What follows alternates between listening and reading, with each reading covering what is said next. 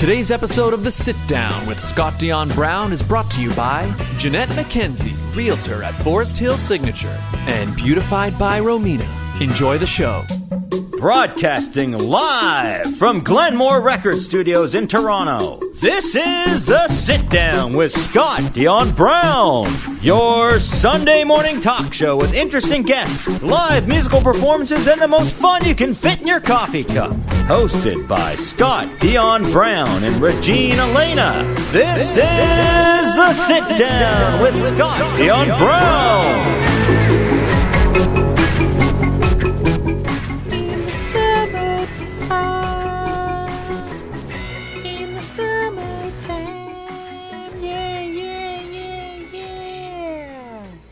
Good morning, ladies and gentlemen. Right before we appeared on camera, Regina, I was like cycling through my head, like, oh, what song has summer in it? What song has summer in it? There's a lot of songs with summer in it. Well, that's what I came up with. But hi, welcome everybody to episode 193. I don't know anymore. I think it's 193. Let me check here. 190. Episode 193 of The Sit Down with Scott Dion Brown. I am your host, the one, the only, Scott Dion Brown. And I'm joined by the greatest co-host in all the galaxy, the one, the only, Regine Alaina. Happy Sunday, fun day, everyone. Happy Labor Day weekend, everyone. Yes. Is it Labor Day? Is that just a... Nope, it's in America as well. Oh, okay. So it's Labor Day weekend for everyone watching on this continent. Unless you're you're somewhere else. Cool. Well, happy. So they've got a long weekend as well. Mm-hmm. It's a happy long weekend, everybody, and we decided, because of the time it is, that we should make this episode kind of our summer wrap up episode. And honestly, it's kind of fitting because it's cold outside, Regine. It's gloomy. Yeah, it's like yesterday was boiling hot. Mm-hmm. Like even at night, it was hot. Like usually, you go outside, it's a bit cooler, but it was like tropical hot here in Toronto. It was very hot yesterday, yeah. So, but then this morning, it's chilly. Well, it's also September, so what can you expect? Yeah. Well, I mean, I hope we have a few more hot days. Summer's technically not over till the 22nd, so... September 22nd is the final day of summer? Oh. I never know these things. I usually remind you. That's true. Hello, Thomas. What's up? I just hit 159 subscribers. Congratulations, Yay. Thomas. Well done. That's more than I have. Oh, well, there you go. I don't even know how many I have, actually. You can check. Keep on climbing, yes. Thomas, and thank you for being here. And Maria Brown, good morning. Hello. Hi, Mom. Good morning. So we haven't had a show for 2 weeks. I know. It's been. Oh, I have 210. Just kidding. Oh, there you go. Just kidding. Ha, take that, Thomas. Sorry. No, that's a great number to have. Keep going. Yeah, keep on climbing. Anyway, sorry. So we had no show last week because I was on vacation. And before I left, I think I said I was going to Europe. Yes, you kept us in the dark of where in Europe. Yeah, I figure. I mean, it really didn't matter, but I guess in my mind, like in general, when I post, let's say I post something on social media, usually when I post, like say I'm at some cool thing or something, it's usually when I've already left. Yeah, I feel that. Like I do that too now because I realized I was like, oh, let me put a TikTok of like me getting my hair done, for example, and I was gonna post it. I'm like, ooh, but I'm still gonna be here for another couple hours. Let's hold off and not do it so people know where I am. Unfortunately, I mean, most people are completely normal, but you know, it only takes one. I don't know. It just seems. I think actually it's probably good practice in general for everybody. Like, shouldn't post, your. This is where I am right now at this exact moment. Yeah. I mean, you can if you want to. It depends. I guess it depends on the circumstance. I guess a concert's not that big a deal or something, But anyways, so you went to Portugal. Anyway, yeah, sorry. Yeah. I went to Lisbon, Portugal. It was great. Oh, sorry, you didn't even tell us where you went. Oh, yeah. So way to go, Regine. Yeah, I went to... So you went to Europe? Yeah, we went to Europe. And the place I chose to go There you go. Sorry. amazingly enough, is actually Lisbon, Portugal. Ooh, how was it? It's beautiful. It's so beautiful. Well, I mean, when you look at it, like there'll be a vlog coming, but anybody who's seen it. You've been saying that about every trip. I know. Just Okay, there is a vlog that has been filmed. When will Perfect. it be edited? I hope soon. I hope soon. after but- Thailand or Bali. Yeah, exactly. Actually, I'll probably do Portugal first, then I'll go back. That's right. I have another vlog from years ago that I never did. Like pre-pandemic, I never edited it. Ridiculous. But Portugal is like they're all the buildings have like that clay rooftop. Ooh. They must have a rule there that like if you're gonna build a building here, it must have a clay rooftop. Maybe for the aesthetic of the city. Yeah, and- because there are several European cities like that. I think like cities in Italy are like that. Like I've been to a few places in Europe where you just have this very uniform looking, when you look out across, and because I feel like imagine here, right? If they were like, okay, guys, we're gonna try to kind of go for a look here, so everybody make sure like you have, somebody's gonna be like, no, I want a shiny gold roof. You know what I mean? That would be me. Yeah, but that's what I mean. Yeah. It's like, so what are the odds that like nobody in all of Lisbon decided, nah, you know what, I'm gonna have a blue roof actually. Maybe someone's secretly planning to paint their clay roof blue one day. Maybe, but I'm wondering, do you think that they would be breaking the law? I don't know. I don't know. Google it. I could Google it. Should we Google it right now? Are you actually You can if you want. What would I even search? Yeah, you know what? I want to know this, Regine. Is there a law? Is okay. What would we Just even say Google? roofs in. Is it? Yeah, what should we Google? Is it? Illegal. Okay, wait. So Why are all the roofs in Lisbon clay? okay, yeah. Why are all the roofs in Lisbon So expensive. the same? The same. Just search it. Same. Search it. Um. Why are all the roofs in Europe red? Did you want me to Well, research look that? right there. Oh, here. Okay, good. All across northern shores of the Mediterranean, Spain, France, Italy, Croatia, and Greece, our idea of a picturesque building is that setting comes with a red roof. Yes. But why? Looks so natural. Okay. But why? Is it just like, yeah, there must be. Hang on. We're getting to the bottom of this, Regine. The stone. Do you think it's because they were so close to the water? Well, yeah. I mean, my guess is probably historically they looked a certain way because that was like the material available to them, right? But now in the modern world, like you can make roofs out of anything, right? Like I don't even know if clay roofs are necessarily the best. Well, apparently it's substantial enough that it's held up all these years. That's a good point, actually. Okay, let's see. Or maybe it is that reason. Like maybe they just only had clay tiles available. Yeah, even red roof. Yes. Okay, we're scrolling through a website here. In fact, hang on. I might as well. You guys. Is this can, even a real website? I don't know. I'm not even sure what I've just stumbled upon here. Here, okay, it's Is it something about red roofs. Red clay roof tiles have been around since the days of the ancient Greeks. Yes. Maybe that's why. Maybe they just want to keep their heritage. Yeah, no, I understand why, but I'm just curious. Like, is there a rule? Terracotta roofing. Yeah, is there a rule? Because yeah, I understand that like a lot of people. Ooh, look yeah, at that picture. yeah, it's collapsed there, but It's keep out not the rain. watertight. In fact, it's porous. Tiles. I mean, it's pretty to look at. So why are we questioning their roof choicing? You know what it is? I'm just because again, so it's either the case that like everybody living there just loves the look so much that nobody's ever wanted anything different, or is there a law that says no, you can't, like if you're going to have a place here in this part of the world, you must have a roof that looks like this. But maybe they're just so used to it and they don't see a need to change it, and that's why. Yeah, like do you think that's my North American? Yeah. Yeah. Cuz like even in our like First world problems. well, because I'm thinking like I've gone around. I remember where I used to play baseball. Mm-hmm.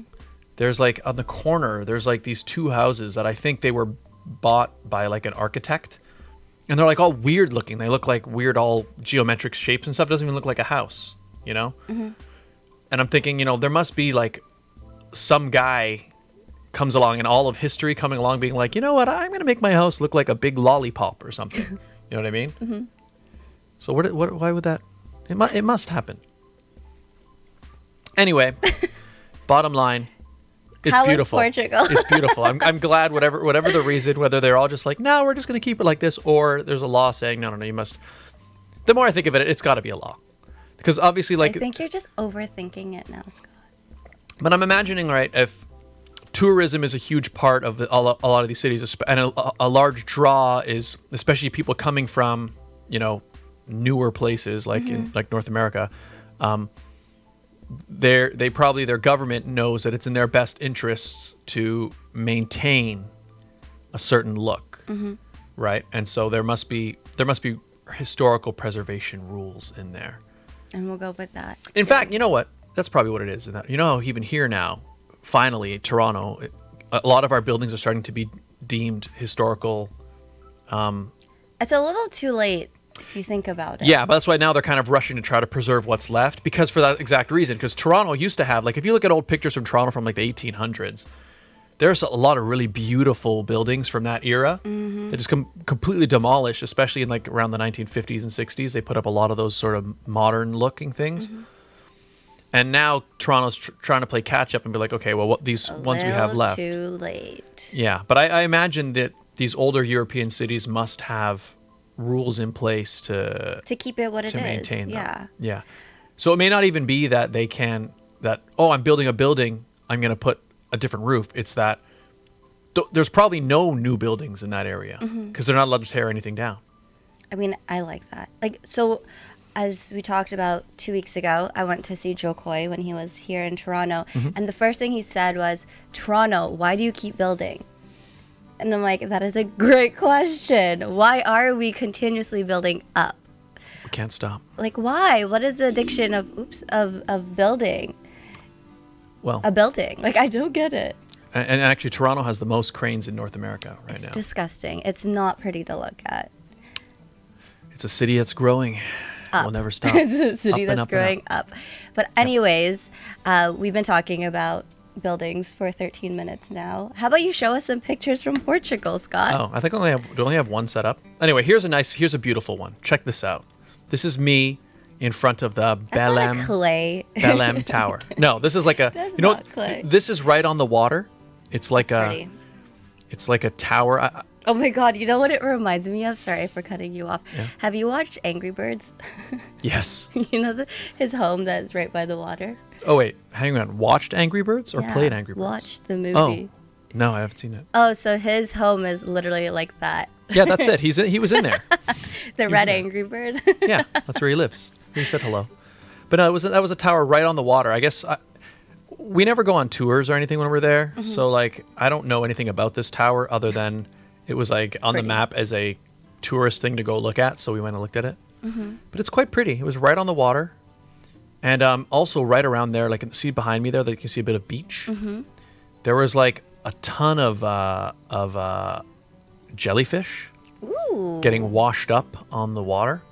It was no, they were gross. Like they were like pretty much dead because like I guess pancakes. Yeah, because the water.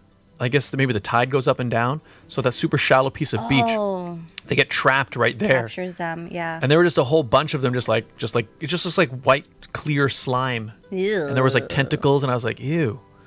Okay, not cute. But in fact, it's funny how like I spent like 5 minutes like looking at the tower and taking pictures, and then I spent like 20 minutes just like filming and looking at the jellyfish on the floor in front of it. But it was a lovely trip. And, nice. Oh, hey, Aqua, what's up? How come you haven't been doing Brawlhalla? I've been on vacation, Aqua. I've been on vacation. Brawlhalla should be back Tuesday. We'll do a 1v1 tournament. But yeah, I've been on vacation. I was in Lisbon, Portugal. Nice. And so yeah, what kind of stuff was fun? Can I ask? So I know when I went to Texas, it was hectic at Pearson Airport. The notorious Toronto airport that is all over social media right now. Yep. How was your experience at Pearson? Actually, because we knew that we'd heard a lot of horror stories, particularly flying in and out of Toronto, we purposely, we booked a red eye. So I figured that would already cut down. Most people don't fly through the night.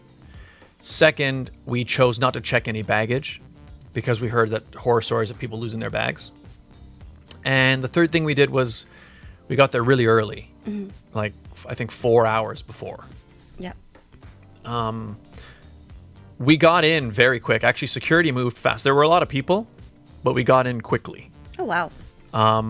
The only place we ran into trouble when we were leaving was when we actually got to our gate. There was a huge messy line of people.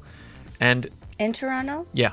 You know they have like zones when you want to load on for zones? Mm-hmm. They weren't really... So they had two lines. They had one line that was like zone 1 and 2, and that line kind of broke off to the right. Okay. And then they had a second line that said 3, 4, 5, and maybe 6. I can't remember. And that line was much thicker and longer and went out like to the left. And before they started loading all of those people, they first just loaded on.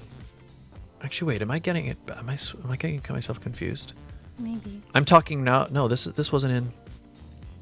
Right now, I'm talking about the flight back. So maybe it was the flight there. Maybe not that bad. Yeah. In fact, now that I remember, the flight out of Toronto was pretty seamless. Shocker. There were a lot of people.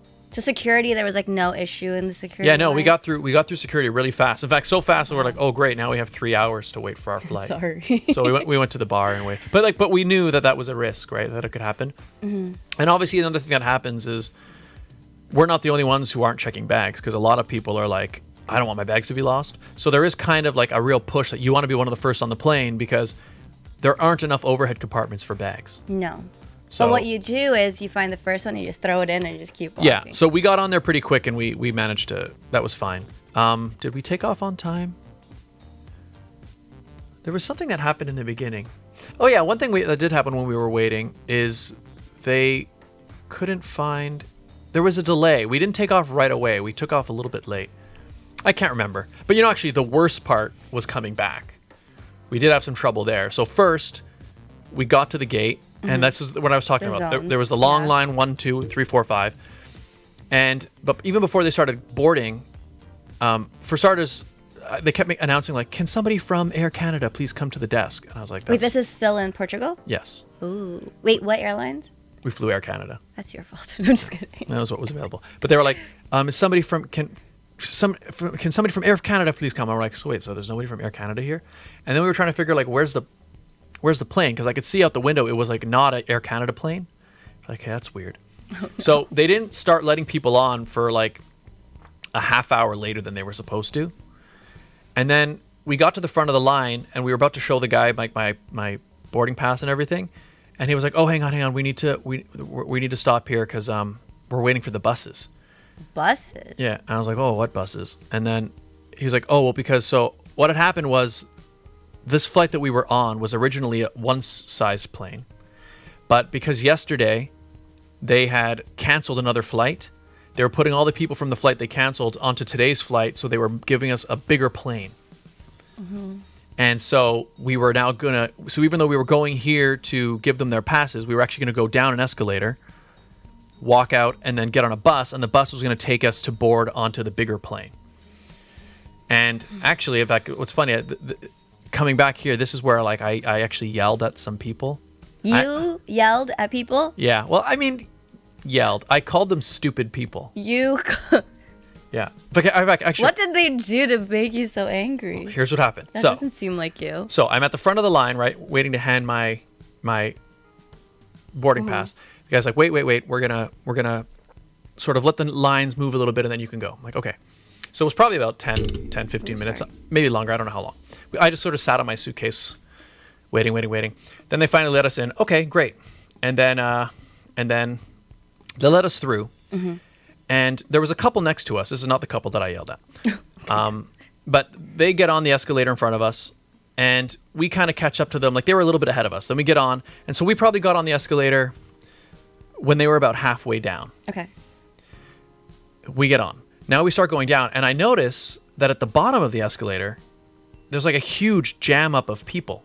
As in, like, there's not really anywhere to go. Oh, shoot. When you get to the bottom of the escalator. So you just stand there. Well, yeah. So I'm watching it happen, and you can see, like, as the couple in front of us is getting to the bottom, the people who see them coming are like, oh, and there's kind of people starting to laugh, like, oh, what's going to happen? Oops. They get to the bottom, and they manage to, like, sort of basically take a little step forward. So they're not on the actual escalator. No, they were there, but like literally like this. so we now come down and we're right basically against them, right? But then I look behind me and there are more people coming down. Oh, snap. Right? Yeah. Now, actually, in fact, I should say, I don't know if you've ever seen on, maybe don't YouTube this or if you're curious, but if you've never seen a traffic jam on an escalator. I'm going to Google it. But when it happens, it can genuinely turn like deadly in like 10 seconds. And hurt people. Well, that's what I mean, deadly. Yeah. because the problem is, right, so like in our situation, yeah, so they had nowhere to go. We came in, we were now right on top of them, right? Uh-huh. But now just imagine right behind us, there's two more, and then two more, and two more, and two more. And the problem is, especially when the line gets long, the people in front of you... Like that? But obviously opposite? Yes. Ugh. What happens is when they hit the bottom, people just start getting compressed because there's nowhere for anybody to go, right? Oh, no. So I get to the bottom of the escalator, and I'm stuck right up behind these people. And I'm like... And I look back, and there's more coming. Because remember I told you they stopped us at the top? So we were kind of the front of the line. So we were the first group to be getting on the escalator. But now they were just letting people through. And there was no staff at the bottom of the escalator. Nobody was directing traffic. That's dumb. Yeah, so I get to the bottom of the line, and I quickly... So the line at the bottom of the escalator, it's supposed to go down and then curve to the right. And then go sort of around, basically in the reverse direction to where the doors were. And the line was kind of doing that, but it was really, really mushed up right in front. And so I noticed that, like, kind of right against the wall, against the escalator, basically, there was a little gap where people could go. So as soon as I got to the bottom, I quickly picked up my suitcase, lifted it over the railing, put it down, and then kind of pulled myself around, pulled my girlfriend out, and we kind of started shifting ourselves down the wall. And I was trying to sort of direct people, like, here, come this way, so that the people coming down, and they're coming down by the dozens now. Oh, no. Right? So as I'm pulling along, there's a couple with like some kids, I think. There was a family or whatever, a couple. Mm-hmm. They see me going along the wall, and they think that I'm butting the line. Oh, Lordy. They think that I'm trying to cut in front of everybody. Mm-hmm. Right? So they obviously have no idea what's happening at the bottom of the escalator. So I'm pulling it, and they go, hey, buddy, what are you doing? Right? Yeah. So I go, there's a traffic jam. I can't remember the exact words I said, but I said something along the lines of, there's no room at the bottom of the escalator. There's like a traffic jam developing, right? I don't think I said people could get crushed, but that's what I was explaining, right? I was saying it to them. And then they went, well, just don't get on it. Just don't get on it. And I was like, what? Don't get on the escalator, Scott. Yes. And then, so I'm like, I can't figure out if they don't understand what I'm saying, but I know I've explained it, because then suddenly a person behind them was like, he's not on the escalator anymore, right? So they understood, like, so basically what it was is these people thought I was trying to bud the line. I was trying to explain it, but they either weren't listening or they didn't understand that, like, there's a very dangerous situation developing right there. Good luck. Right? Yeah. And again, even what they're saying, just don't get on it. If they're not talking to me, if they're saying to the other people, like, again, because it's a crowd of people on the escalator, they can't see the bottom of the escalator when they get on at the top, right? So the crush was about to happen. And so they were like, just don't get on it. I was like, so again, I was so like confused by what they were saying. So I just went, you guys are stupid people. And then I kind of like turned away and went back. You're like, I hope you're not sitting next to us. Yeah.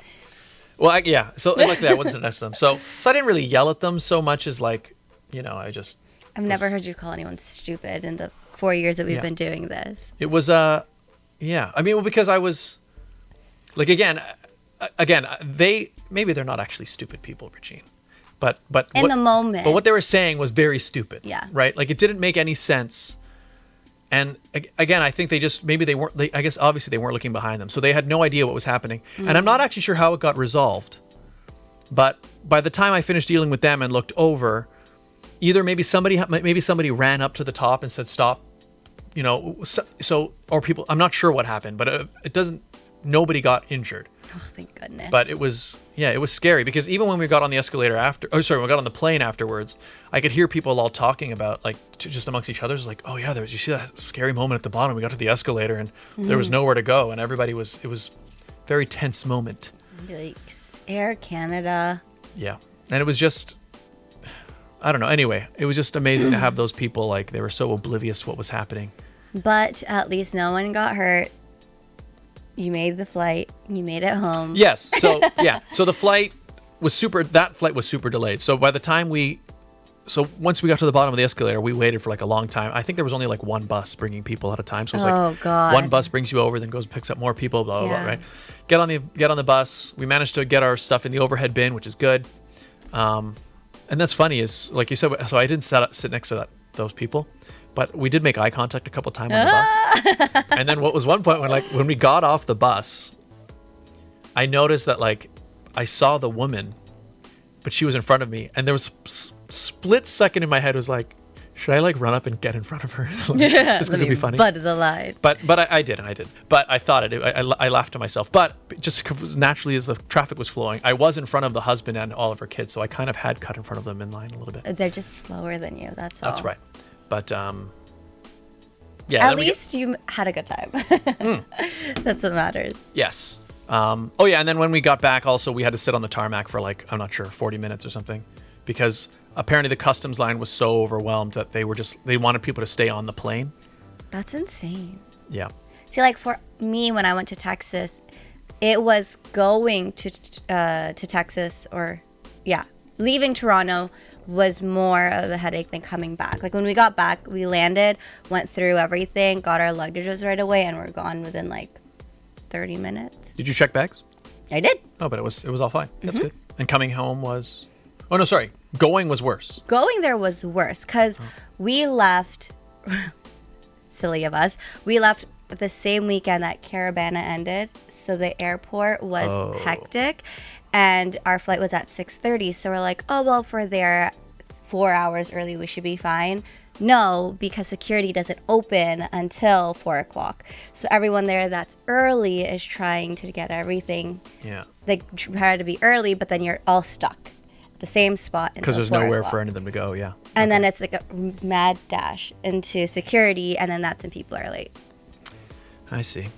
I don't get it. If you have a flight at 6 a.m., an international flight at 6 a.m., and you're told to be there 3 hours prior, why does security open 2 hours prior?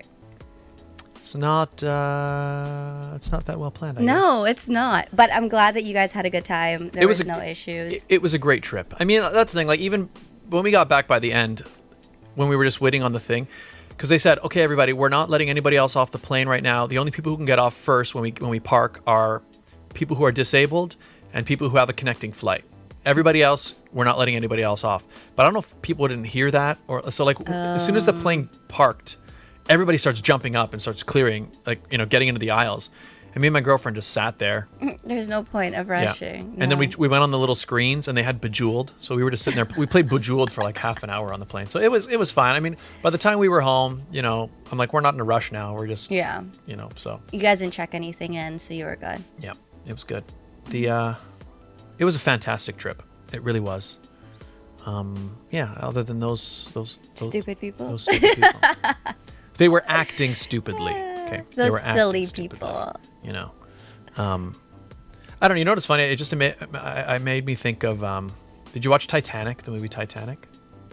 Well, there's like this scene where like the ship is sinking, and then they're trying to like load the first class passengers onto their lifeboats, and like the first class passengers are like complaining, like they don't want it to be too crowded, or they're complaining. You know what I mean? It's like they're so concerned about such a dumb, trivial thing. Meanwhile, like the ship is sinking. Yeah. You know, I got that image when they were talking to me. I'm like, first of all, even if I was trying to cut them in line, like we're waiting for a bus, so it's not even if I got to the front, there's no bus. So like we're all just gonna get on this bus. You guys ended up on the same bus together. Yes, like it made no sense. Like even if I was trying to bud the line, you know, I'm just like, are you 8 years old? Like there's nobody. It doesn't matter right now, right? But it was more just. In fact, you know, like remember how we were talking before? How I kind of got a little snarky when I was working at that show a couple weeks ago. Who are you? But again, it's because there's sort of certain situations where it's like. Literally life or death. Well, like life or death, or it's like, okay, I'm focusing on this, and this is important. I know there's something so stupid happening over here. Like it doesn't matter. You know, it's kind of like it was that type of situation. Well. But otherwise, great trip. Isn't it crazy to think that this time last year we were like, oh, things are going to open up soon, blah, blah, blah. And then this summer we've both left the country on an airplane. Yeah. And as far as I could tell, I don't think I got any COVID on my trip. You've already had COVID. We've already had COVID. Speaking of summer recap. Yeah, that's right. We've already had it.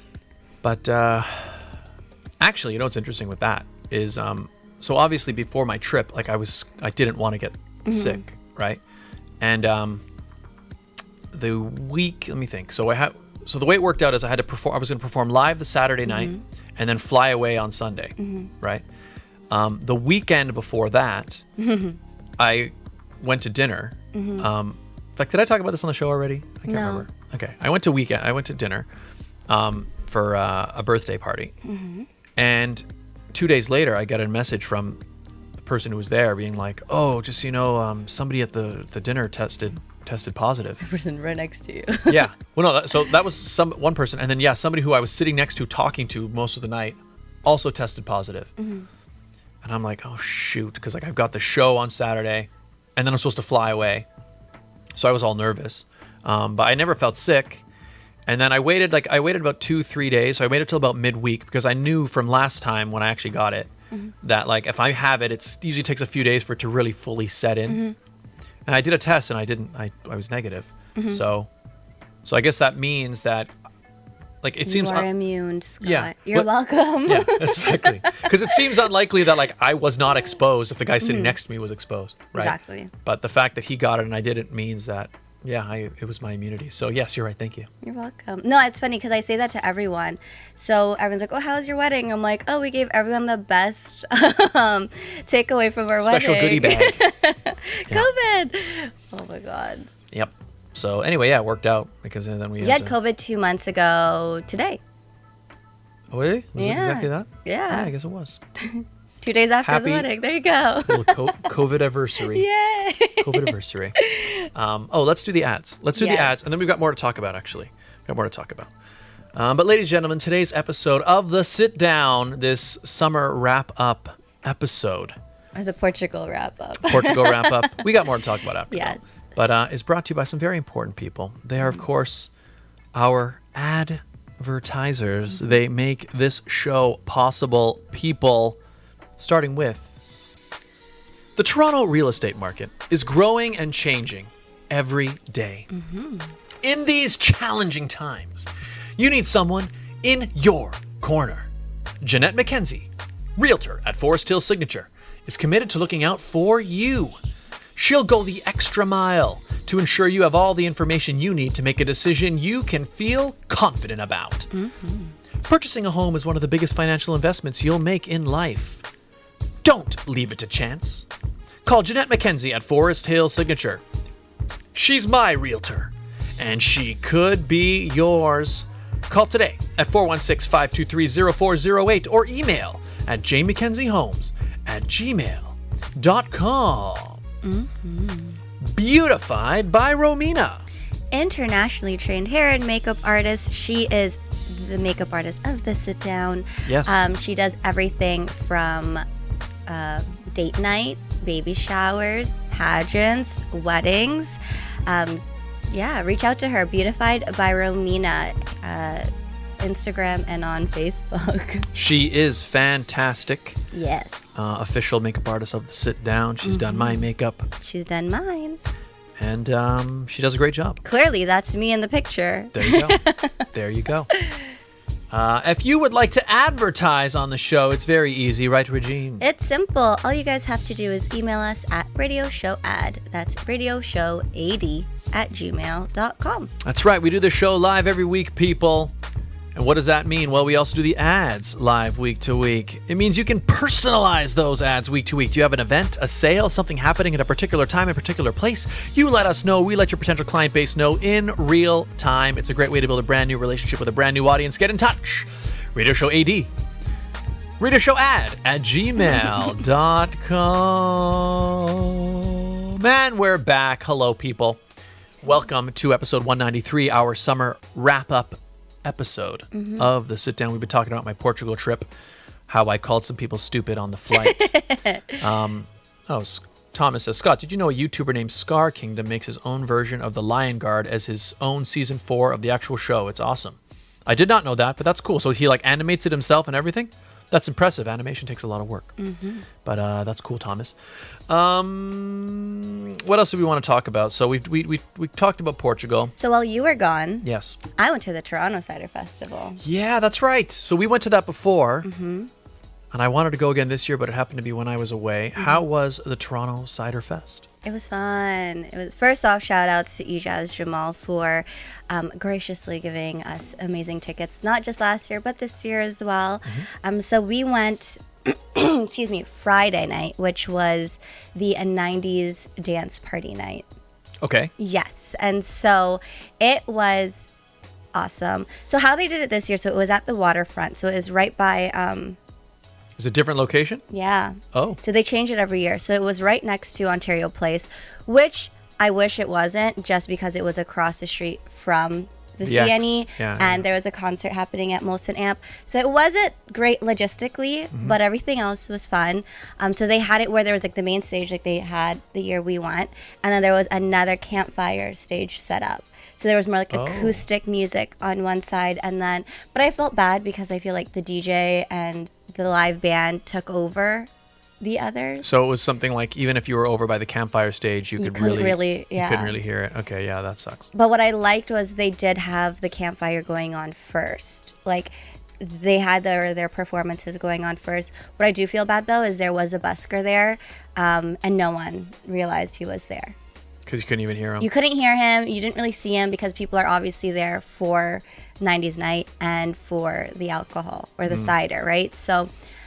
yeah, it's tough. If you're gonna have multiple stages, you either have to stagger the times, or you need a bigger space where the sound doesn't bleed right over. Because then you also have the sound from the CNE and this. Like, it wasn't. Again, it was a great time. They just should have picked a different location, especially during that weekend. But it was fun. The DJ was great. The music was great. The atmosphere was obviously awesome. The cider was obviously really good. So did it work similar? Like, you get the little tokens, and Yeah. you have your little jar. Actually, what was really cool this year is they had something. I think it was like the morning starter is what it was called. Okay. So it was like this drink. I took pictures of it. Oh my God, I have so many pictures on my phone. It was called the morning recovery drink. Oh. And it worked. So basically what they tell you is to drink it an hour before you start drinking or the morning after. So we drank it once we got it and then ate. So then we had an hour to kill. And with the amount of cider that we had the next day. No hangover? No, because I worked a wedding the next day and I'm like, this is going to be so bad. But it worked out perfectly. That's pretty good. Yeah. I gotta get some of that. I know, I need to figure out where they got it from. Nice. Yeah. So good. Toronto Cider Fest, and you said the music was good, yeah? Yes. And I do regret not going the next day because I know last year we did Friday, that's right. Saturday. We did 2 days. Yeah, that's right. We did That was both. not last year, but the last one.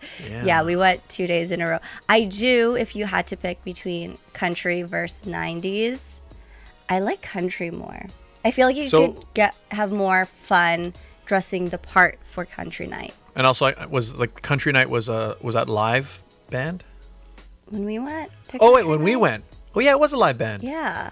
Okay, I thought you were saying that country night was like on the second night of when you didn't go. I'm sorry. I was comparing the 2 Fridays. Oh, yeah. Well, again, I think when you're in a live setting, I don't think you can match a live band.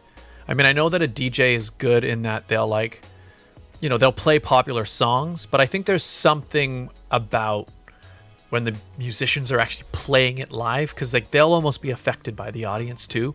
Oh, 100%. But I mean, like, theme-wise. I mean, it'd be more fun. Theme-wise, well, because like it was a nautical theme, so the 90s didn't make sense to me. What do you mean? Oh, the whole event was a nautical theme? Yeah, like this year's theme was nautical, so having a 90s dance party didn't really make sense, where the one that we went to the year before, it was country themed. So having country night made more sense. Yeah. And then it was partnered with Rockin' Horse. Oh, yeah, that's right, yeah. Right? So that's why I was just like, there seemed to be a little bit of a disconnect, but that's just me as the event planner, marketing person that I am, that it threw me off a little. Yeah, it would make sense to make the whole thing, like maybe you should have made it a 90s themed. Instead of a nautical. Yeah. Or a nautical, like, what would you do? Like, would you have Pirates of the Caribbean? Pirates of the Caribbean music. I mean, that would be kind of cool if you could find it. But that's what I mean. So, like, what was nautical about the whole thing? Just the look Just of it? the decor. Oh, I mean, There was a pirate ship. And some Okay. people dressed up to the theme of nautical, but then some more people also want the 90s route, which is why I'm like, it was just a mixed match. yeah, I see that. Yeah. But it was fun. Honestly, cider and live music, always a good time. Can't go wrong. Oh, I went to the CNE. Oh, speaking of. Yeah. How was it?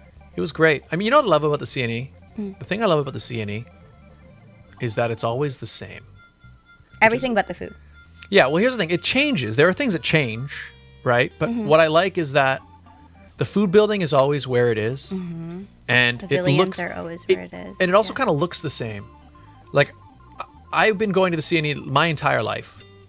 And I can still navigate exactly where I'm supposed to go. You know? And I don't know, there's something special about that. Like, I like The that... nostalgic part Yeah, of it. yeah, and I think there's something, I don't know, there aren't, more, increasingly I feel like there are less and less things like that, where it's like, you know, a parent can bring their child and they can be like, here, I'm going to bring you to the exact thing that I like to go to, you know? And like, yeah, there's different things, and obviously it's not like it's the same, you're not getting the same exhibits you've had, but some are. Like, I remember there was one, it was like, there's a sign in one of the arts and crafts areas, it was called, the new magic pens. Were they blow pens? They weren't, but they were but no, they were the other ones. They were, you know, there was markers where like one of them you like draw a color, and then there's a second one that you can draw through what you just drew, and it changes the color. So like that's not new. Like I remember that, you know, but It's new to sub. yes, but the thing what it's new to is like the kid who's like 5 years old who gets True. brought up and be like, look at these pens. I just think there's something nice about that. Yeah. There's something that, you know, Do they still have the dog show? they did. I didn't go to it, but they had a dog I show. went to the dog show once. Yeah, it's just I like that you know, and then I know that if I go into the Enercare Center, they've got Shopping. the shopping and like all like the new things, you know, cool technological things. And then over here's the international stuff where they got things from all over the world. And at the far end, they've got the flea market. Performers, yeah. It's always, it changes and they update things and add little things here and there. But for the most part, it's like, it just really feels there's this really nice nostalgic Yeah. part of it that obviously I guess you don't appreciate it until you're not a kid anymore. See, that's what the cider festival should have done. Instead of nautical, it should have been nostalgic. Sure. Sorry, it just I mean, that clicked. would have been, yeah. But I've been wanting to go to the CNE. It's just, I've been so busy this summer. So there was no way for me to go. But I do want to try, was it like the 10-foot long mozzarella stick? Yeah, actually, that's one thing I missed. I didn't really try. The only weird food I had was deep fried cookie dough. Yeah, I didn't try. There was a bunch of weird Fried ones this year, cookie though. dough. That sounds good. It was good, but I don't think it's new. I think they've had that before. But is that one of the things, the long mozzarella It's like stick? a giant mozzarella stick. I'm like, see, that is something I would try. There was like pickle, what was it? Yeah, that's what I saw. I saw some post about, there was a pickle, but I can't remember what it is. There was like ketchup and mustard flavored soft serve ice cream. That's disgusting. Sounds really gross. That's disgusting. Yeah, because we went to the food building first when we got there, and I grabbed the it used to be 99-cent spaghetti, but it's now $1.99. Ooh. Times are hard, people. But I got my $1.99 spaghetti, which I always get, and then I grabbed the cookie dough, and I was like, okay, that's kind of our brunch. Maybe we'll come back later. And then we just kind of didn't end up coming back later. We ended up grabbing just like poutine or something later on. So we didn't actually go back to the food building. Sucks. I always go for Tiny Tom's. I forgot to get Tiny Tom's. That's In fact, staple. That's right. I was even saying, okay, I got to make sure we'll grab some Tiny Tom's before I leave. And I then eat them on the completely way forgot. home. Well, you know what happened? Scott. You know why? I forgot about it because here. In fact, okay, yeah. so we also went on a couple rides. I went my on this God. ride that you can see, and I think it's called Remix Power. At least that's what it says there on that ride. Okay, I don't know if you guys have seen this ride before, but you can see there's that right above where it says Remix Power. That part spins around and around. But also you can see there's like 3 cars Yeah. on each arm. Each individual arm also spins. So you're spinning around on each arm, and then the whole thing is also spinning. See, I get motion sickness. So, here's the thing. I've been on a ride like that before. And you're right, I don't really do very well on spinny rides, but this one, because you're not spinning just around, you're kind of going, Ooh. it's kind of a set. They're great. I figured it'd be okay, but one thing I noticed with this ride, even when we were just standing in line, standing there, and I'm looking at it, I'm like, this looks fast. Like I'm like this, but like I'm looking at it, I'm like, this looks faster than anyone I've seen. Yeah. Like the amount of time, like I was just looking at watching one car, the amount of time it took this person to go like all the way to the other side, it felt really fast. And so I was a little concerned. A little? And then I got on the ride, and I remember like, oh, if you want to make sure you not feel sick, the best thing you can do is like focus on a spot, and you can kind of focus on that spot, because you tend to feel sick if you like, you just sort of see the world flying by you. The ride was going so fast, I couldn't focus on a spot. And I'm on the ride. It's me and my dad. We were on the ride together. And we're both like, whoa. I'm like, this is rough. He's like, yeah, this isn't very good. Yeah, this is rough. And like halfway through, I'm like, oh my God, I hope this is almost over. Like if this keeps going like this, I'm going to throw up. I'm going to throw up. No. And so the ride ended, and actually it actually felt worse as it started to slow down, because it suddenly went like, it shook for a second. Oh no. I was like, oh, okay, all right. And then we finally slowed down. I was like, okay. So me and my dad both, and like I don't usually feel sick on rides, but spinny rides have done it to me in the past. But I got off and I was like, okay, we got to settle down. So we kind of like we walked around a little bit, and then we had 5 tickets left, which is enough for one more ride. And I was like, okay, what's something? So we something slow, the merry-go-round. Well, no, so we did bumper cars, which I'm like, okay, I think I can handle bumper cars. Bumper cars would still make me sick. But they were pretty slow. They're not fast-moving bumper cars. It was like pretty slow bumper cars. No. Anyway, but anyway, because I kind of felt queasy after that, I think I kind of forgot all the other things. Like it was literally like we kind of finished that. We got off that ride and we were like, okay, maybe let's finish off with the bumper cars, and then maybe we should go home.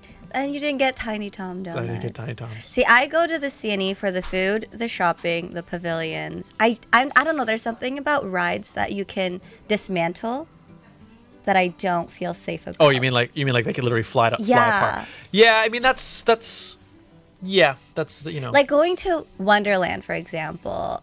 I'm okay with that because I know that they are built to stay. Yeah. But it's the C&E or like I see, yeah, because where you could just, it's temporary. We're just gonna take it down now. It's like yeah. I can see that. We did it. No, I don't know. I can't. But it was fast. Like I don't know what the rules are. Like there obviously must be like certain rules about how fast a thing is allowed to spin. This felt like it was like really near the limit. It was just aggressively fast. See, now I want to go to the C&E. It is great. And yeah, I mean, that's the thing. It worked out to me that like basically I went on Thursday, and that was like the only day I could go. And I almost was like, because I was pretty busy on Wednesday. And when I woke up Thursday morning, I was like, I'm kind of tired. Like, I think if there wasn't such a limited time, I probably wouldn't have gone. But I'm like, I only have this one day. Okay, I'm just going to go. I went to Wonderland recently, but I haven't been to Wonderland in a long time. But I didn't ride any rides. Oh. What'd you do at Wonderland then? I watched everyone's stuff. I felt like such a mom. I'm like, this sucks. But also keep in mind, I went right after I had COVID. So I was not about screaming my lungs out after. I was like, I need a buffer. So. Makes sense. Well, I mean, it's fun atmosphere. It is. Well, because my family was still here from the Philippines, so we wanted to do something with them. So we went to Wonderland with my cousin, and I just watched everyone's stuff. There's something, I don't know, it's too busy. There's something, I love crowds, but because of the pandemic, I don't. Yeah, that makes sense. I'm finding, I think also maybe the trip to Portugal helped too. I'm finding myself less and less. Do you still wear a mask indoors? We did sometimes, but sometimes in Portugal we just didn't. Like most of our eating was outdoors, but some of it was indoors. And I think the first couple times we walked into a restaurant and we had our masks on, and then we took it like the way kind of you do it here. But then I think eventually we kind of didn't. You know, there was a few circumstances when we got back to the airport. I put my mask back on, especially when we were standing in line, because that was like a lot of people. But for the most part, we kind of just walked around mostly without it. Yeah, it was me in Texas too. Yeah. So. I mean, like I don't know. I just booked my honeymoon, so I was like, I'm gonna keep my mask on in the airport. Yeah. But thinking of crowds, yeah, that stressed me out. I'm going to Disney. Oh yeah. Yeah. When? I'm not saying when. Oh yeah. We were talking about that at the beginning, but that's cool. We're going to Disney for a honeymoon, so I'm excited. Awesome. I'm just not so excited for the crowds. But I think being in Disney will change that for me. And be like, The experience would be so great that you kind of won't. exactly. won't mind I it. might mind it when we goes to all those Star Wars things, and I'll be like, I'm stuck here. I would like to go there. Yeah, Galaxy's Edge, I think it's called. Yeah, it's in Hollywood Studios. You'll be able to go onto the Millennium Falcon. Are you jealous? A little. Are you gonna make a lightsaber? Are you gonna go to lightsaber making Why would I do that? so you can have a lightsaber? Yeah, but like that's such a waste of money for someone like me. I think they're pretty expensive too. Right? Exactly. So why would I do that? Bring me one. That's Can you give me your credit card? I'll go get you one. okay. Fine, maybe. Or you could just go by yourself. That is definitely on the list. That's one place I would like to go because it just looks. Have you ever been to Disney? When I was like a baby, like I have zero memories of it, but I have been there. Like my parents brought me there when I was a kid, but I've never been there. Okay, that's somewhere you guys should go. Someday. I've been there twice, but I remember mostly 10 years ago. And that's why for us, when we go, we're just doing 2 of the parks because we're also going to do Universal. That's cool. Actually, I think I've been to Universal too. But again, I was a kid. I don't remember any of it. I feel like if I go, before I go to Universal, I need to watch Harry Potter to enjoy. Oh yeah. Well, because you haven't seen any Harry Potter. I've seen like the first 2 movies. You know what? I think you should watch the whole series because they get better as it goes on. Because that's kind of the cool thing about them. It's like it starts in their little kids, but as the movies move on, they get older and they get more mature, and the films also get more serious and more mature. Okay, good so to by know. the end, it's a pretty like intense story. I would So I recommend should, it. yeah, I think that's what I'm gonna do. Is I'm gonna watch. I think I've watched enough Star Wars to understand what I'm getting myself into. So I think I need to watch Harry Potter to understand what I'm getting myself into. Yeah, I agree. I think you should. And then I think I should rewatch all the Disney movies just cause. Yeah, well, we got to prepare. You gotta Exactly. prepare. I think have you seen the trailer for Pinocchio? The brand new Pinocchio? Yeah. Yes. It looks pretty good, actually. I don't know how I feel about it.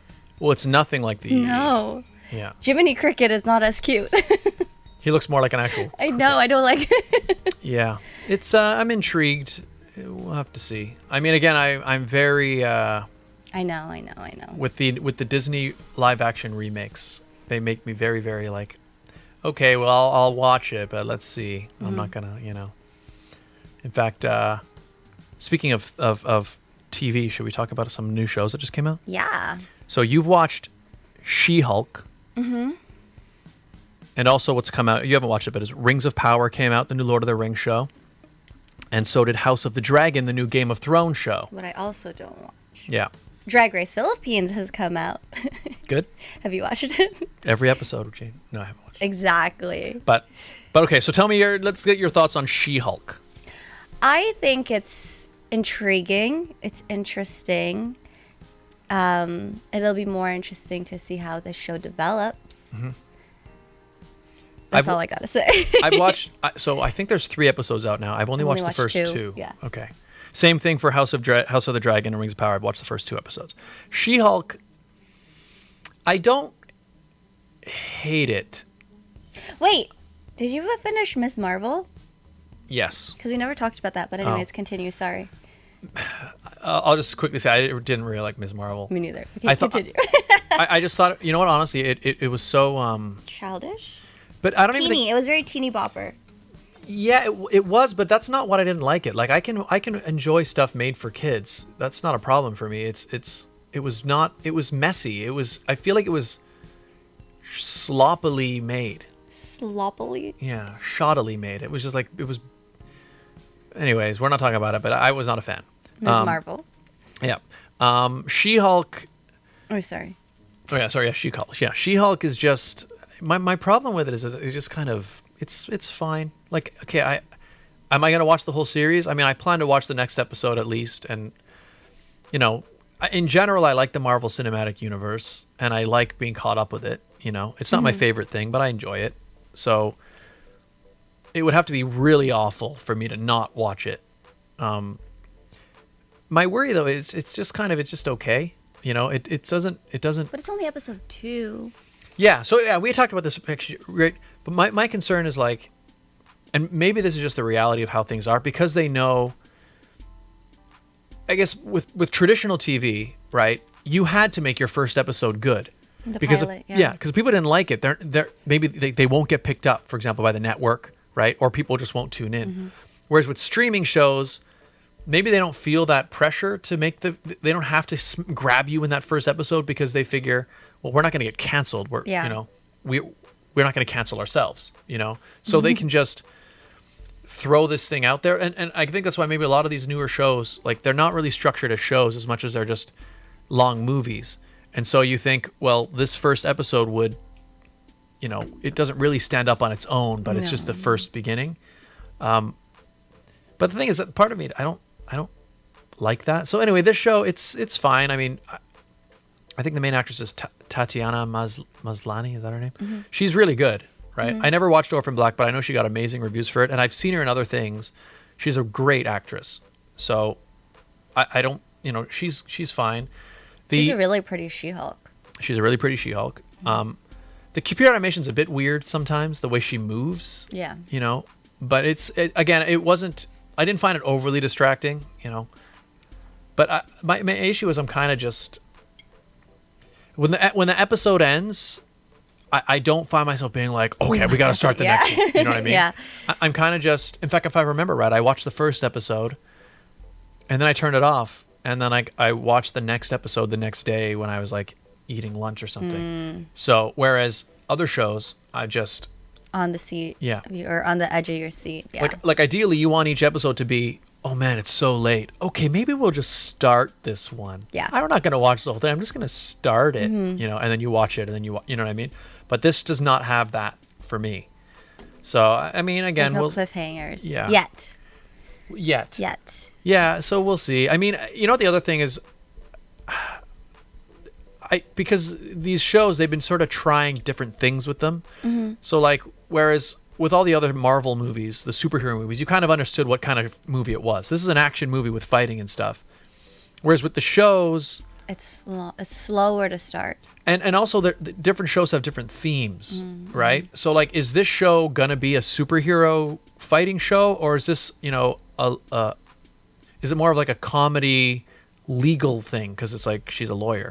I think I'm on episode 3 now that I'm thinking about it. Yeah. I've only seen the first 2. What episode am I on? I think I'm caught up. Yeah. So, well, I'll probably watch it like in the next day or so. But again, I don't feel... I'm not compelled to watch it. It's more just... It's in the category of... Because it's there. I have nothing else to watch right now, and I'll just, what's new? Okay, I'll watch that. Whereas, in fact, of all the new shows that just came out, Rings of Power, House of the Dragon, She-Hulk. Mm-hmm. The only one that I'm actually really into is House of the Dragon. And it's cool because Rings of Power and House of the Dragon are basically going head to head because they're kind of similar types of shows. And I was really excited. Well, I was cautiously optimistic, but I'm excited because it's Lord of the Rings. I like Lord of the Rings. Mm-hmm. But I've watched the first 2 episodes of Rings of Power, and I kind of feel similarly to She-Hulk in that it's just kind of boring. Like, it's just kind of boring. Ooh. Yeah, I'm not being pulled in by the drama. I'm not. I don't know. I could talk a long time about Rings of Power, what I think is wrong with it, but there's something weird about the dialogue, like the way some of the people speak. It's like they're trying to sound old-timey, but it's too much. Oh, no. Anyway, it's okay. But, again, House of the Dragon, which is sort of a similar fantasy world, they're supposed to sort of speak the same way. House of the Dragon is written much better. And it's just, I don't know. So far, I like it more. It's just better. Interesting. So, and again, like to what you were saying, House of the Dragon grabbed me from the first episode. If there had been a third episode available, I would have watched it right then. Was it 2 episodes that came out? I think they released 2 at the same time. Yeah, I think so. Got it. But it's just, and the thing is, I was actually very nervous whether it would be good because Game of Thrones, ended so badly, right? Like, I don't know if you didn't watch it, right? But like, so basically Game of Thrones was the biggest and most greatest thing on TV for maybe I remember how people were very disappointed. We talked about it, I think. Yeah. Yeah. The final season it doesn't do the rest of the show justice. It kind of just crashes it into a ditch, basically. And so that's why leading up to it, even when it was coming out, I wasn't even really thinking about it. Like, for me, I didn't even care about Game of Thrones anymore. It's amazing how much it just killed the whole. But now that I've watched this first couple episodes, I'm like, this is good. Like, I don't know where it's going. I don't know if it's going to end well. Yeah. Yeah, but it's gotten me, because it's a brand new show in that it takes place 173 years before Game of Thrones. So like, it's related, but nobody's in one as in this one. Got it. But they've got, it's well cast, it's well written. I'm liking the characters. They've got a bad guy who I'm excited to see what he's gonna do, but I also I'm happy to I like hating him, Yeah. And Rings of Power just hasn't really done that. It's weird. Interesting. Yeah, and it's funny because I know Amazon, part of Jeff Bezos' whole thing with Rings of Power was he wanted to have his own Game of Thrones. That's why he did this. They spent $1 billion acquiring the rights to Lord of the Rings, and also I think making the show. I don't think it was $1 billion for the rights, but I think they've spent $1 billion total on this show, and he wanted to be the biggest show, and now here he is putting his show up against literally the same time against Game of Thrones, and Game of Thrones so far is winning already. So, yikes. So intriguing stuff. But yeah, I'm definitely enjoying the Game of Thrones show more. I'm enjoying Drag Race Philippines. How does it compare to other series? It's very cheesy, but I think it's Filipino to the T when it comes to cheesiness, and that's why, for me, I get it. I understand their humor. I understand their slang, and it's actually interesting because one thing I don't like about Thailand's Drag Race or anything is that I have to read subtitles, and I don't reading. Oh, and the Filipino one is English. No, I understand it. So to me, I'm just okay. Okay. So that's why I don't mind it as much. But I don't know. There's something to get used to about Drag Race Philippines. Interesting. Yeah. I think it's a cultural difference. I think so. And I feel like the host, it's a good host, but it's not I think because I'm so used to seeing, for Drag Race Canada, for example, Brooklyn Heights was on Drag Race. So she understands the flow of the show. Okay. Where I find sometimes the host for Drag Race Philippines is still, it's obvious that he's reading a script or reading a prompter. Interesting. Mm-hmm. So maybe that could even be maybe there's differences in how they're filming each show, and it's kind of affecting it. Mm-hmm. But it's fine. I like it. I like Drag Race. I like drag queens. So this is how different we are. You're I'm I like drag, and you're just oh, Lord of the Rings. Yeah, different interests, but you can see when each of us are talking about the other. You could probably talk a long time about Drag Race. I probably could. Because I did, that is what I binged through the pandemic from season 1, and now I'm caught up with every single one of them. All the series. How many are there? Not France. I haven't watched France yet. Because again, I don't want to read it. Subtitles. Mm-hmm. Have you watched Old Enough on Netflix? The Japanese kids? That is one show that I was okay reading subtitles for. No, I've never even heard of it. It's so cute. They're little kids, probably 2 or 3 years old. Yeah, is that the one where they get sent to do errands? Yeah. I think I haven't watched it, but I saw a clip of it. Maybe YouTube somebody posted one. It's cute. That did look cute. Yeah, the one I saw was the little girl had to go buy something from the store or something. It's every episode. Oh, and she was given a shopping list. Mm-hmm. It was very cute, but I just saw that on YouTube. Oh, that is cute. It's a nice, fun thing to watch. There was one episode, I don't, if you're gonna watch it, I'm not gonna spoil it, but it was 2 little boys, and they went to do their errands. They were so funny. There was a scene that I just laughed so hard, and when I think about it, I laugh just as hard as I did the first time, just because it's just did that actually happen? I think that could be a show I can see myself enjoying. That is I watched all 20 episodes easily. Oh, nice. And I read them all. It's on Netflix? Mm-hmm. Okay, there you go. Old enough.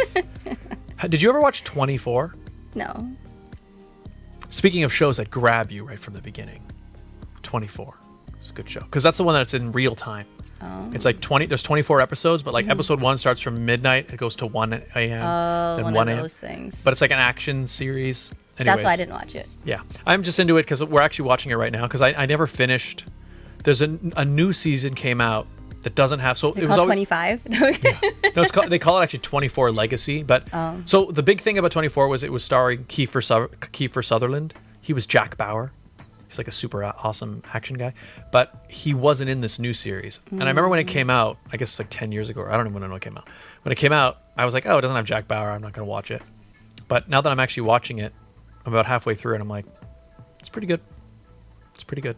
No, I don't watch 24. I don't watch action. Yeah, if you're not that into action, you probably won't like it. But it's very, very dramatic. My action and drama comes from Drag Race. Like they're always trying to stop like attacks on like the terrorist attacks and stuff. No, Anyways. I'm a TLC MTV Drag Race type of watcher. Fair enough. Just as much drama, I would say. If not more. If not more. If not more. Jersey Exactly. Shore is a lot of drama. That's one I never watched. Ever? No. Oh, man. Like I know Snooki. Mm-hmm. And there was one, the Situation. Mm-hmm. I know of them because they were popped up in other places, but It's so dramatic. And I'm watching it, and then there was like an episode where Dina's like actually saying, she's like, I'm 35 years old. I'm like, bro, stop doing reality TV. Like for shows like that, when do you cut off doing reality TV? Like these girls are not, like they're all settled and family oriented. Yeah, I guess there's no age. But imagine having well, because you think of like Selling Sunset, which I've seen because my girlfriend watched. Have you watched that? And they're all. Yeah, but that's different. See, these. I guess it depends. It depends on the show. It depends on what's. Like Jersey Shore, they started when they were 21, and now they're in some of them are in their 40s. Yeah. Well, that's like oh shoot. You know The Hills? Did you ever watch The Hills? Did you see like they did a new Hills recently? I didn't watch a new one. Well, but it was like an updated version. But it was all the same people. Like they brought in a couple new ones, but it was just like Heidi and Spencer are there. They have a family. Yeah. So I don't know. There's a part of me. When do you stop? When is too old? I would say never start. Because so for example, JWoww and Snooki, their kids are growing up on national. It's like the Kardashians. Yeah. I don't think it's particularly. I think especially when kids get involved, it's that's when you something should wrong stop. there. But I don't know. Again, I could never see myself being on one of those shows. I think if I were to do a show, it would be The Circle. Yeah, more of a game. It's not challenging, physically challenging. Yeah. And I feel like strategically I could do it. I want to go on The Circle, actually. Yeah, we were talking about this before. I like the idea of the Amazing Race. I like the idea of a game show type thing, but I think those sort of just basic shows where they just follow you around and you just, basically play out your. Did you do Big Brother? Maybe. The truth is, doing reality TV in general doesn't really appeal to me. The closest I would ever do to it is when I make a vlog. But even that, it's very controlled. I'm controlling what I show people. You get to see a bit of the experience of my vacation, for example. And if it ever gets posted. If it ever gets edited. And also I've noticed is for me the vlogs they're almost more for me because now I can look back and what was my trip to Australia like? Oh my god, you have a vlog or footage from Ciderfest. It's not even. Oh yeah, I never edited it. So I got to go back and see what I have. But oh my god. But anyway, outside of that, I understand the appeal, and even times where I've watched it, I do enjoy watching it. But in terms of me being in it, it doesn't. It's not something that I'll do it for you. Yeah, sure. It just doesn't appeal to me. I think none of the things that I would be looking for, are there for me. Just I'll do it. Do it. I'll do it. And I really want to do The Circle. See if you can. Do they film it? Are you able to apply to be in it? I don't know. Let's find out. Who We'll knows? look into it. This could be the beginning. I know someone that applied for Love is Blind, and they're from Canada. So why can't I apply for The Circle? Yeah, I can't see why they would have any restrictions like that. Where do they film it? In U.S.? Mm-hmm. Let's find out. It's still on. They're making it? I don't know. We'll find out, people. Regine will be on the next season of The Get Circle. me on The Circle. Watch for it. I will play Scott. Yeah, fine. Oh my god, I should totally catfish as you, but I won't say that you're into Star Wars or anything because I'll be like, I don't know how to Oh yeah, talk they won't Star be able Wars. to grill you on it. Well, No. we'll have to train you before that. Oh no. Study up when you go to Oh, Disney, no. and then you'll know everything. No. Yeah. That would be pretty cool. The Circle. Or we could go, you go in one room, I'll go in the other room, you be me, and I be you. So we'll be each other. Exactly. And then The people will be Halloween very- special all over again. Oh, okay. Actually, That would be pretty interesting. I think because The Circle, you have to create a social media persona, right? Is that the idea? And then- I am so on social media that you can easily come up with. I struggle. I'd make up a whole new persona for you. Do it. Do it. Okay, so there you go. Watch for Regine on the next season of The Circle. Everybody. We'll see. Anyways, what do you think? Actually, we could talk about one more thing, or should we just wrap it up? let's What are talk your about thoughts? one more thing. Was it this? Yeah. So I Yeah. saw on the news this morning that The Weeknd was, I don't know where he was in the world, but he had a concert yesterday and his voice cracked in the middle of the first song. Mm-hmm. And so because his voice cracked, they said that he lost his voice. And so he canceled the rest of his show. Interesting. Has that ever happened to you? So So you're saying he sounded perfectly fine before that? Actually, let's Google it. Can you Google it? Yeah, okay. Because I literally heard it this morning as I was getting ready. The Weeknd, he spells it different, right? Yeah. No E? Oh, Yeah. there he is. The Weeknd canceled show. Let's see. There. Oh my God! It was in LA. Oh, I guess so. The Weeknd cancels his SoFi. Here, let me bring this up so people can see it. The Weeknd abruptly ends his SoFi Stadium concert mid-song. He stopped his sold-out SoFi Stadium concert at Inglewood on Saturday night, just 3 songs into the set, telling 3 fans songs. he had to cancel after losing his voice in the middle of Can't Feel My Face. It's like can't feel my voice. Can't Can't feel my hear my voice. In the middle of the song, The Weeknd walked off stage. The song ended and another started before the lights came up. The singer walked back out on stage, he said he's lost his voice and apologized for having to cancel. Oh my God! There's a video. Will it be able to play it? I don't know. Well, I might have copyrighted music. I don't want to risk it. Oh, never mind. But Watch it on your own terms, yeah, guys. I'm gonna make sure everyone is good. You'll get your money back, but I'll do a real soon for you guys. I'll do a show real soon for you guys. He wanted to apologize personally rather than tweet or Instagram it. I can't give you what I want to give you, he said. Okay, so if I had to guess, even if it was clear the show's over, The Weeknd, my voice went out. Oh. No thanks. My voice went out during the first song, and I'm devastated. Felt it go. Oh, during the first song. Okay, so it's probably like it feels unlikely that he felt perfectly normal leading into. It was probably something like, "Oh, my voice feels a little bit rough," but maybe he thought he'd be okay, and then he realized 3 songs in. That But it he just wasn't canceled gonna work. his 2 shows in Toronto a few months ago. For the same reason. I don't know. He just can't. Like, people were already at Rogers Center waiting to get in, and then they sent out a tweet or notification that he canceled his show. So people were already in Toronto, and then he canceled it while they were already waiting to get in. So, I mean, I can definitely see something like that happening, in that especially for somebody like The Weeknd, his voice is so iconic, right? In that people are coming there for that sound. And not a lip sync, yeah. Yeah. And I'm guessing if he's an artist who, believes in, giving them the best show, which I think he does. Maybe it was just something that he's like, I can't give these people their money's worth. So, and maybe the reason he canceled the last second is because he was trying to sort of wait until the last second to see, like, okay, maybe I don't have to cancel this. So I can understand that. I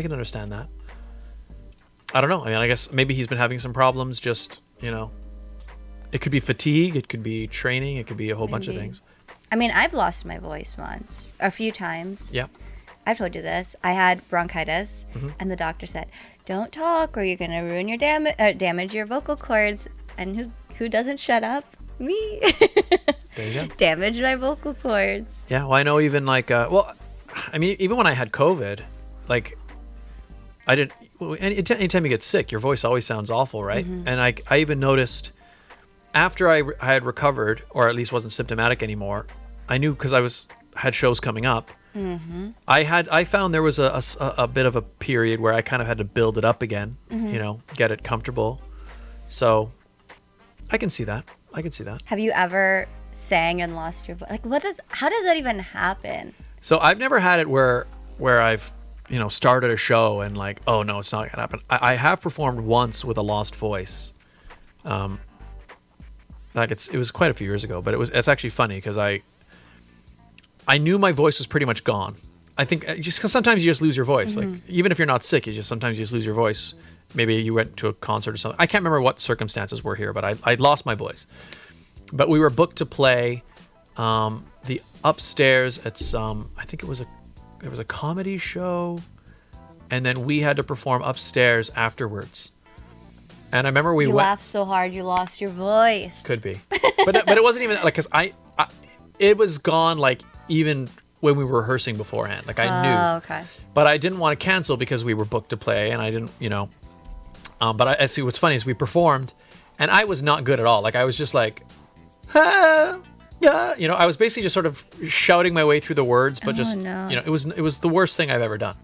But I was just like, we just did it at the time, and I don't even think we were getting paid. It was just something like. So then why did you go through with it if you weren't getting paid? Well, it was at that time, especially we were fairly new as a band, and it was like, I think we had gotten the gig because like our friend had booked us. It was something like that, Okay. So I didn't want to like not be. If we had canceled, they would have had no musical. You know what I mean? And then after that show, I remember our website, we used to have, like you could like fill out a form and make a comment, and then your comment would get sent.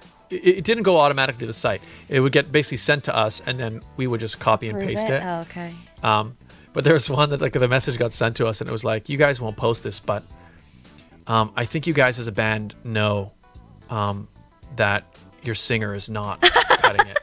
And it was like, the music sounded good, the performance was good, but I think you guys know this, that you didn't. Yeah, it's like it's like you guys know this. I'm sure in your hearts, whatever it was, word is like you guys know that if you really want to take the next step, it's not going to be with this singer. And I was like, and so it's funny because they could obviously they didn't know. I guess the person writing this thought this would go to the band, but it goes to me. Although I showed it to the band. Yeah. But I remember it was just so funny. Like I was like, I mean, this person sending the comment, they're right because I did sound really awful, But it was just. Little does he know. Like, I guess in their mind, maybe I just sound like that all the time, and so they were like. But you do. No, that's right. Yeah, exactly. But it's just funny because they're probably it created this idea in their mind that's like. Everybody in the band is like, oh man, yeah, this singer, like he's really bad. You really got to get rid of him. Maybe he's fine, but oh, maybe not. Oh, and then they'll see this comment and be like, oh, gotta get rid of him. Right. Scott, I'm sorry, but we can't take the next step with your voice sounding like no. Oh my God, little do they know. Yeah. So when you tell me the Weeknd canceled his show, I can understand that because let's say he went on with it and he sounded like garbage, right? You're going to have some number, and maybe a large number of people in the crowd who have never seen him live, right? And you don't want them to leave thinking, oh, I guess he's like a studio artist. Oh, he's good. He's a lip syncer. In real life, he actually, you know what I mean? Yeah. So, and then he could have, oh, just so you guys know, I'm struggling with something. Why didn't you give a disclaimer? Probably the same reason he did, because you don't want to like, well, from the perspective of the Weeknd, you don't want to be like, oh, by the way, you're going to get a mediocre show right now, because then you're going to have some people being like, well, then why am I paying for this? True. Right? If I'm getting half of your voice, why am I paying full price? Right? And I think for me, there's a sort of a professionalism side of things. It's like, look, if you're going to go up on stage and do the show, then you owe them a good show, right? Yeah. You can't just say, just so you know, this is our show, but it's actually way better than this. You're going to get like not the show. You know just need to get a smidgen of. They didn't even get anything out of you, apparently. Yeah. So you kind of like have to do it. You have to do it or not do it. Yeah. In fact, I think if I was put in that same circumstance now, I probably wouldn't do the show, because in fact, I think if I remember right, even at the time I said to like Colin, who was on side vocals, right? I was like, I'm going to really be leaning on you. Like, I need you to basically harmonize with me the whole time, you know? But again, it wasn't enough because it's like, Clearly, the guy gave you terrible. You should have just got him to be the main vocalist and you harmonize. you guys must know this. All right, guys, you're not going to make it with that singer. You guys got to find somebody else. He's right. Damn it, he's right. And now look at them, the Scott Dion Brown band. Scott Dion Brown band. But, you know, it was funny, though. But, again, that guy wasn't wrong. He just wasn't aware that, like, I don't know if it was whatever it was. My voice was lost. Yikes. And, like, again, if that was, like, my regular voice, yeah, they would have been, you know, no. You can't have a singer that can't sing. If that was the case, we wouldn't be here right now. Maybe not. Who knows? Actually, yeah, in a weird way, probably not. No. Yeah. But here we are. So, yeah, I will say, you know, sometimes your voice, like Celine Dion, for example, on days she performs, she doesn't speak at all. So she's very, very, because your voice, it's the only instrument that is your body, right? Like, I've talked about this before. If I wasn't the singer in my band, you know, I could, you know, you could put me on and it doesn't matter how, I don't have to worry about how much I drink or how I'm feeling. Like, unless like my arms don't work, I can always get on stage and play the guitar. You know what I mean? But if you're exhausted, you know, it really affects the quality of your instrument, right? So, like, did you watch the Shania Twain documentary on TikTok? On Netflix? Yeah, I didn't watch all of it. I was working on something and my girlfriend had it on and I could kind of hear it. I watched bits of it, but so she had Lyme disease. Yeah. So did Avril Lavigne. I didn't know that. Yeah, Avril did as well. And it really affects your vocal cords, apparently. So there you go. I think the Weeknd, you know what, I respect him for doing what he had to do, because you're right, he could have just done it, but he would have been probably feeling that it would have affected his performance to a point that's below his standards. Or maybe he just clearly couldn't do it. Yeah. Or maybe he thought he could do it, sang half of a song and realized, no. Yeah. Well, that's what he said, right? He quit after the third song. It's literally, I can't feel my voice instead of face. I can't feel my voice, people. He's Sucks. not feeling it. We'll feel better weekend. Feel better weekend. Take this long weekend to rest. All right. Well, Regine, I think this was a good summer recap. Did we miss anything? I think we pretty much hit all the stuff we wanted to talk about. Yeah, pretty good. Oh, I rode a mechanical bull at the X. That's so random. I was not good at it. I fell off in like a minute or something, less. Didn't you do that at Rockin' Horse? Yeah, and this was my second time doing it. I've never ridden a mechanical bull. I purposefully go to places that have a mechanical bull in outfits that I cannot ride a mechanical bull in. What outfit can't you ride a mechanical bull? A skirt. I mean, you can, but then you give everyone a free show. That's not the mechanical bull. Yeah, that's true. All right. Well, I think you should try it sometime. Nah, I'm okay. I find I was not good at it. I fell off so quick, but it's fun. Anyways, ladies and gentlemen, thank you guys so much for being here. Regine, where can people find you? You guys can find me on my YouTube channel because we are coming back live for the pageant sit down as of this Wednesday. Elizabeth and I are back at 7:30 p.m. Eastern Standard on Wednesday, so make sure you check us out on the pageant sit down. I'm excited. We're also doing a summer recap, but pageant related summer recap. So if you're interested, check it out. You can also find me on Instagram, Facebook, and TikTok at It's Regine Alaina. Scott. Where can people find you? You can find me right here. Where you're watching this very video, youtube.com/Scott Dion Brown. Yes, I've been away for a couple weeks. You'll be gone again. But we're back. Oh yeah, there's no show. There's no show next week, by the way, because he's busy. I'm busy. The Toronto International Film Festival is happening, and I'm busy. I'm busy. Yeah. So 2 weeks from now, we'll be back with the sit down. Streaming live should start on Tuesday. It should be pretty consistent. I'm not sure if I'm going to be able to do every day this week, but most, I hope. But for sure, Tuesday, 7:30, we'll get started, probably, for some Brawlhalla. But yeah, youtube.com/Scott Dion Brown. You can also find me on Instagram and Twitter, right there. TikTok at Scott Dion Brown Official. But YouTube is the best place. It's where you get all the stuff. You get the sit down, you get the live streams, you get the vlogs that are coming, I promise. Music and all that good stuff. Lots coming down the pipeline. Regine. Mm-hmm. Good to see you. Welcome back. It's good to be back. And It was a great summer. it was a good summer. It was a busy summer. I'm kind of sad that it's not over yet, you said. It's 22nd? Yeah, but don't you feel like it flew?